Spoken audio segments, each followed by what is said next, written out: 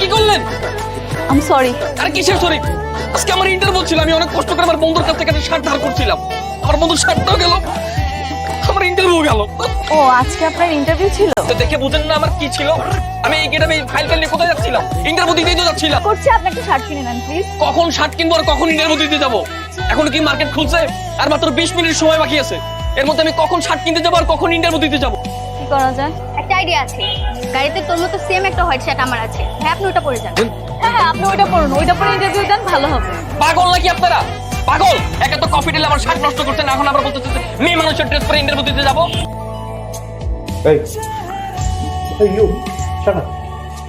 You, stand up. মেয়েদের shirt পরে interview দিতে এসেছেন কেন? শার্ট দরকার, আমার ভালো কোনো শার্ট ছিল না, তাই আমি আমার বন্ধুর কাছ থেকে একটা শার্ট ধার করে আসছিলাম। কিন্তু আসার সময় একটা মেয়ে ভুলবশত আমার শার্টে কফি ঢেলে দেয়। তারপর স্যার আমি অনেক শপিং মলে খুঁজেছি, কিন্তু কোনো শপিং মল ওপেন ছিল না।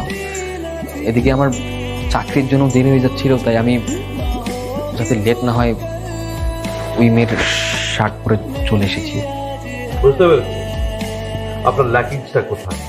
আর গায়ে দিয়ে যে ইন্টারভিউতে আসতে পারে না, সে আবার চাকরি প্রত্যাশী। তুমি গো নাও, যাবার সময় এই সার্টিফিকেট গুলো নিয়ে যান। আসসালামু আলাইকুম স্যার। শার্ট কেনার যোগ্যতা